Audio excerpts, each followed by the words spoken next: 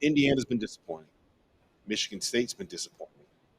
Maryland's been disappointing. We talked about Maryland yet on the show. They went down to Asheville and they lost 2 close games. What really concerns me about those 2 losses is that if you look at what happened against Davidson, they couldn't deal with the spread. Their big guys got played off the floor. They didn't know how to get the pace and space and shooting of the Davidson offense. Who, by the way, shout out to A10 Davidson. They might be back. Then they play UAB.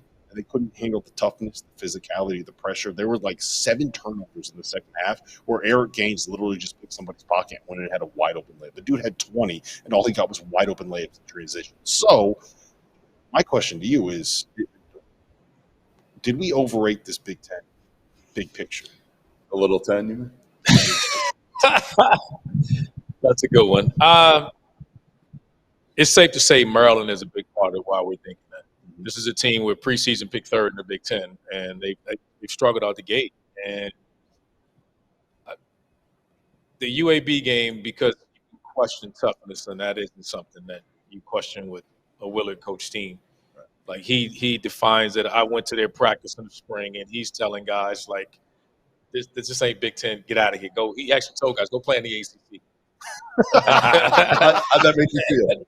I laughed at it. I thought it was funny. Like I get it. It's not an indictment, and that's not. But it's not to, hey, you motivate your guys, and it's rumored that the ACC's had been a finesse league, and people say that stuff all the time. And as a coach, I respect it. He was challenging his guys, but I said it to say he was challenging his players about toughness, and I didn't see that game. And that team is too talented. So there's some things that got to be figured out. Here's the difference, right? Last year, 0 expectations on Maryland. Right. Everybody wrote him off before the year. That I couldn't do anything. Right. He took over kind of a shit show from Turge. This year, like you said, picked 3rd. Yeah. Now people are kind of coming after him a little bit. You're not sneaking up on anybody now. They're looking at you completely different. Like Julian Reese, you got to take the next step now. Jameer Young, you got to be even better than you were last year. He should have been in the player of the year conversation. Let's call it like it is. UAB and Davidson are both probably top 60 to 75 teams. Yeah, they're good teams. Davidson looks like they're going to be a team. You should know they're dangerous. Yeah, you should know. But it looks like UAB is probably going to be the best team in Conference USA. Or one of their. I'm sorry, they're going to be one of the better teams in the American.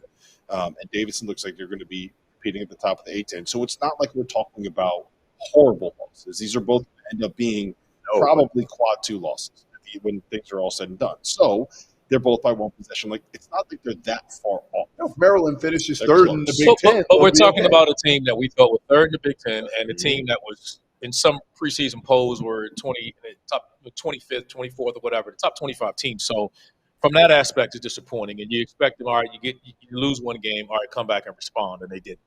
You're losing close games. Yes. Yeah. Well, listen, we have a lot more to get to today. Make sure you guys are subscribed to the Stadium YouTube channel. We have a special tonight where it's going to be last call over there on Stadium. We're going to be answering chat questions. We're going to talk a little bit more about Purdue big picture. We didn't get a chance to really converse about that